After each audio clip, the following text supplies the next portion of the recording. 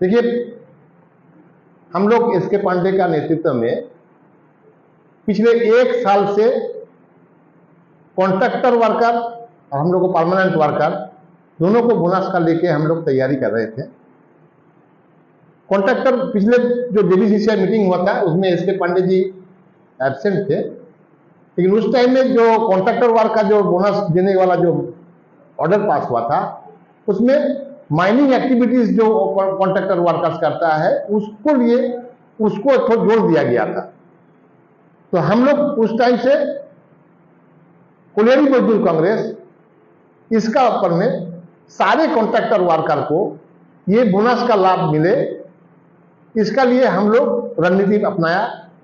इसके पांडे ने हम लोग को नेतृत्व दिया। इसके ऊपर में हम लोग सारे कानून को लाके मूवमेंट हम लोग करते रहे। इसका ऊपर में हम लोग को कोलियरी मजदूर कांग्रेस की तरफ से इंडस्ट्रियल डिस्प्यूट भी किया गया था। इस इंडस्ट्रियल डिस्प्यूट में जो मेमोरेंडम सेटलमेंट हुआ था उसमें हम लोग को उम्मीद और बढ़ गया था। इस बार जो बोनस का मीटिंग हम लोग को दिल्ली में होने वाला था 22 तारीख को, उसके पहले हम लोग इसका ऊपर में जो जो गाइडलाइन दिया गया लेबर मिनिस्ट्री से उसको सारे को इकट्ठे करके देखा गया कि इन लोगों को मिलना चाहिए। ये एक तरह का शोषण है। कॉन्ट्रैक्टर वर्कर साल भर काम करेगा, उसको बोनस नहीं मिलेगा, ये बात गलत है। इसको हम लोग रखने के लिए जेबीसीसीआई मीटिंग में रखने के लिए इसके पांडे को हाथ मजबूत करने के लिए हम लोग सारे दस्तावेज बनाया। दस्तावेज में जो जो गाइडलाइन था, जो जो एडवाइजरी था लेबर मिनिस्ट्री का, वो सारे इकट्ठे करके एक दस्तावेज बना के हम लोग इसके पांडे को हाथ में सौंपे थे। इसके पांडे जी उनको लेके गए। जेबीसीसीआई मीटिंग में जोरदार लड़ाई हुआ।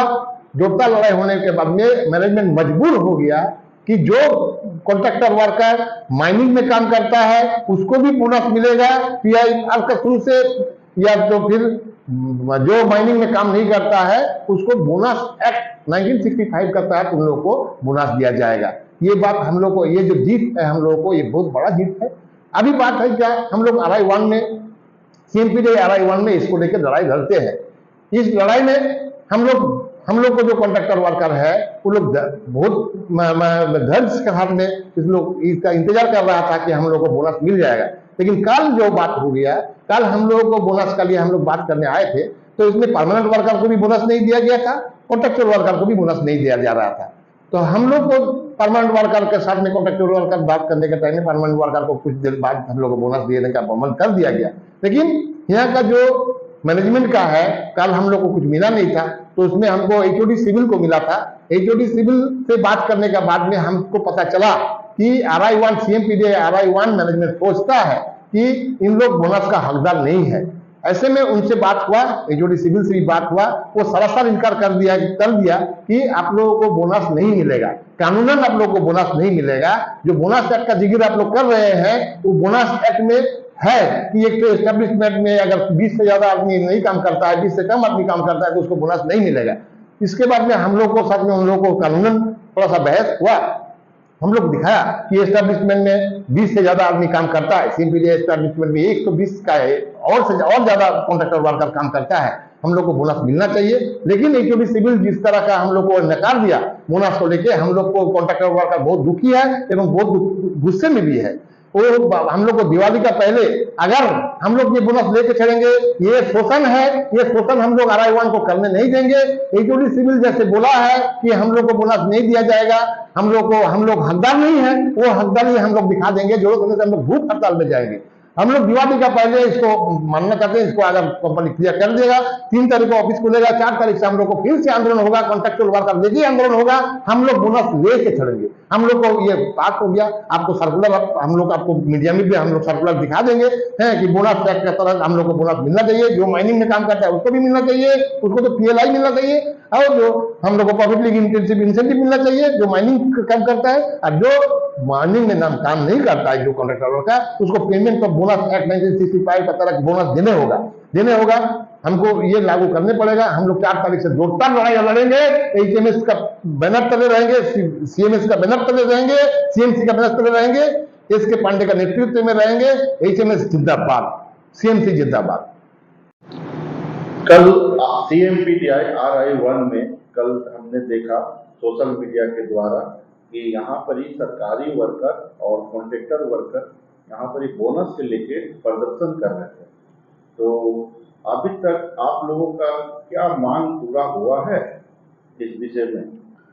देखिए, पहली मीटिंग जो PLR की थी, जिसको हम लोग दुर्गा पूजा बोनस बोल के भी संबोधित करते हैं, तो ये दिल्ली में होनी थी। उसके बाद माननीय कोर्ट का आदेश आया और उसको स्थगित कर दिया गया।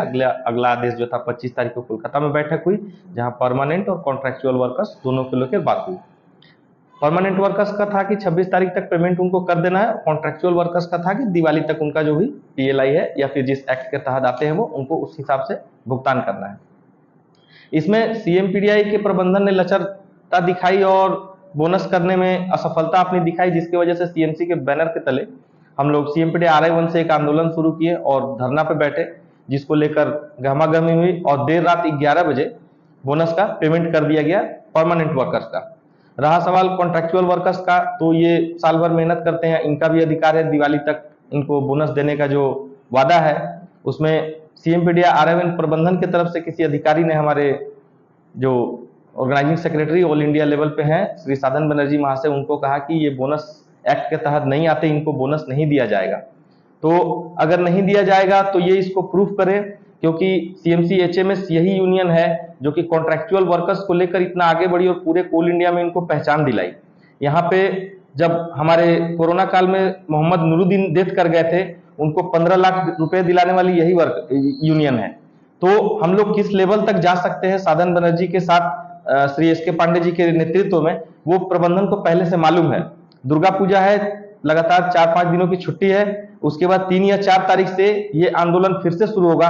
कॉन्ट्रैक्चुअल वर्कर्स को उनका बोनस मिलेगा ही, जिस एक्ट के तहत मिले, और ये CMC HMS लागू करेगा जब पांडे जी ने स्टैंडर्डाइजेशन कमेटी में ये वादा कर दिया है और लिखित में है, सभी लोगों का साइन है, तो ये उनको हम लोग दिला के ही रहेंगे। प्रबंधन बिल्कुल ये ना समझे कि वो 2-4 कागज के टुकड़े दिखाकर हमें बरगला लेगी। जिस प्रकार से उन्होंने साधनदा को बताया कि ये उन्हें नहीं मिलेगा, कॉन्ट्रैक्चुअल वर्कर्स को जो उनका बोनस है वो नहीं मिलेगा, वो इसको साबित करें या फिर प्रदर्शन के लिए तैयार रहें। 3 तारीख से श्री साधन बनर्जी, मैं साथ में, और जितने भी हमारे उच्च नेतृत्व हैं सभी लोग साथ मिलकर इस लड़ाई को आगे बढ़ाएंगे। तो आगे की लड़ाई देखने लायक होगी। जिन्होंने भी ये कहा है, या तो वो बोनस का भुगतान करवाएं या साबित करवाएं कि किस बेस पर आपने ये बात कहा।